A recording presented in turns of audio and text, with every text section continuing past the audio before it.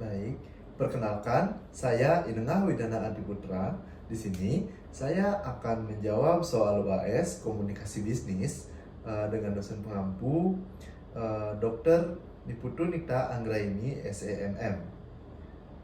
Di sini saya Inengah Widana Adiputra dengan NPM 223 0261 201 006. Nah, tanpa berlama-lama lagi, saya akan menjawab soal UAS-nya.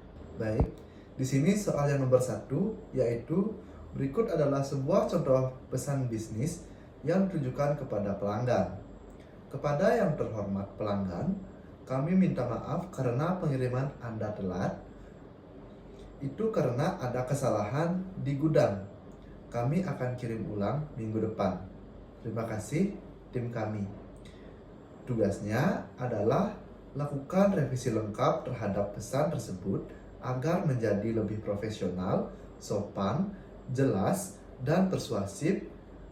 Adapun petunjuknya yaitu gunakan struktur pesan bisnis yang baik, gunakan bahasa yang profesional dan sopan, tambahkan empati, kejelasan waktu, dan itikad baik.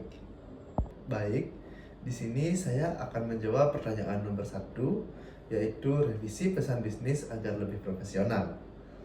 Menurut saya, kepada yang terhormat Bapak atau Ibu pelanggan, terima kasih atas kepercayaan yang telah diberikan kepada kami.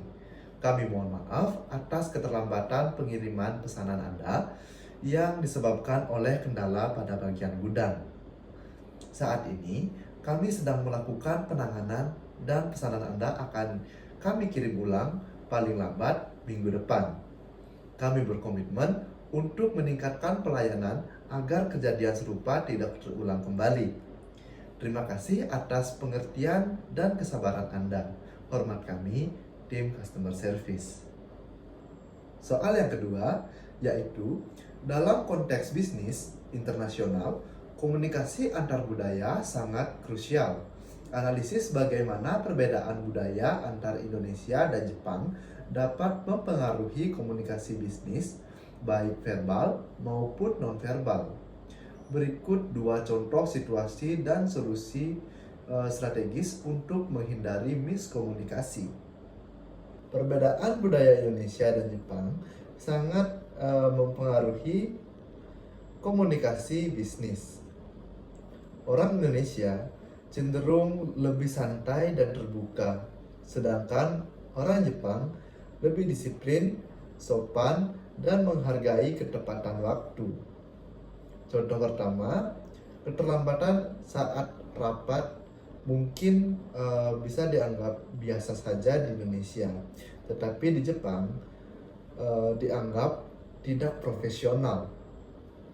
Solusinya adalah datang tepat waktu dan memahami budaya kerja Jepang.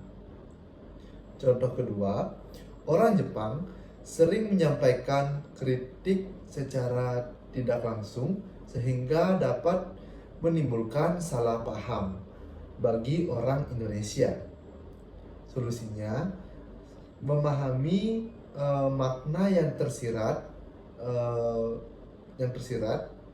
dan meningkatkan komunikasi antar budaya.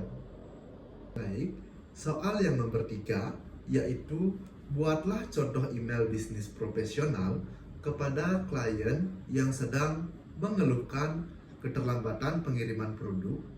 Gunakan struktur email bisnis yang tepat dan jaga etika komunikasi.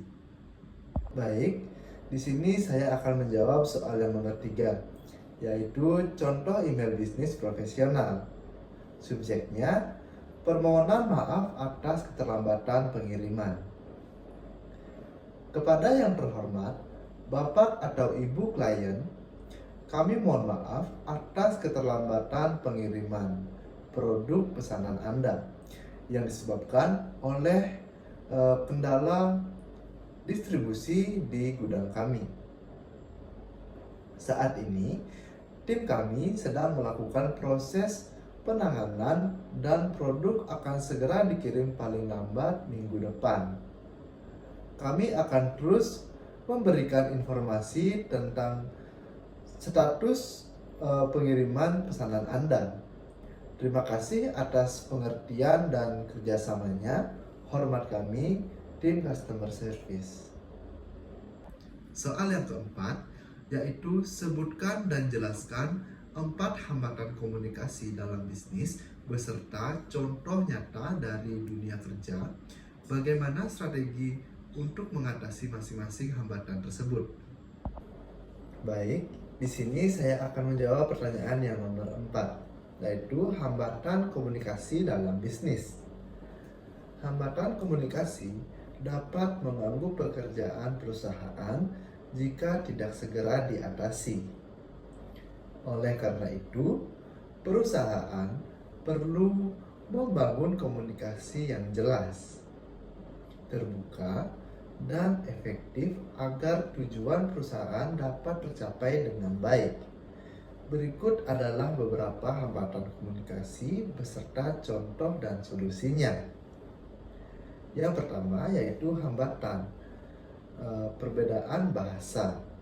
Karyawan salah memahami instruksi karena penggunaan istilah yang sulit dipahami. Solusinya, gunakan bahasa yang sederhana, jelas, dan mudah dimengerti oleh semua pihak. Yang kedua, kurangnya koordinasi antar divisi, tidak saling memberikan informasi sehingga pekerjaan menjadi terlambat. Solusinya yaitu adakan rapat rutin dan komunikasi yang lebih teratur antar bagian. Yang ketiga, gangguan teknologi. Nah, jaringan internet terganggu saat meeting online sehingga informasi tidak tersampaikan dengan baik. Solusinya, gunakan teknologi yang memadai dan siapkan alternatif komunikasi. Yang selanjutnya, yang terakhir yaitu perbedaan budaya. Nah, contohnya cara berbicara atau kebiasaan kerja yang berbeda menimbulkan salah paham. Solusinya yaitu tingkatkan pemahaman budaya dan sikap saling menghargai dalam bekerja.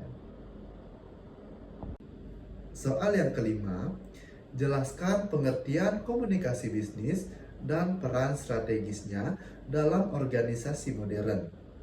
Mengapa komunikasi yang efektif sangat penting dalam mencapai tujuan perusahaan?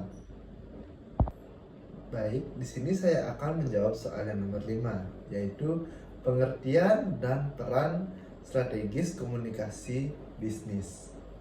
Pengertiannya, komunikasi bisnis adalah proses penyampaian informasi dalam dunia kerja untuk mencapai tujuan perusahaan.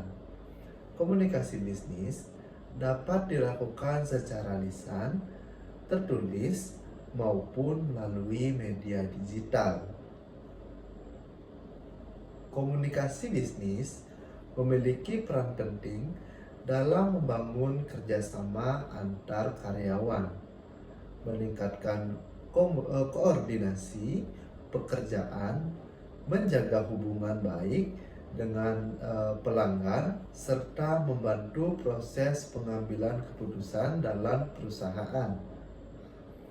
Komunikasi yang baik, efektif sangat penting karena dapat mengurangi kesalahan kerja, meningkatkan produktivitas, mempercepat penyelesaian pekerjaan, dan menciptakan lingkungan kerja yang lebih baik.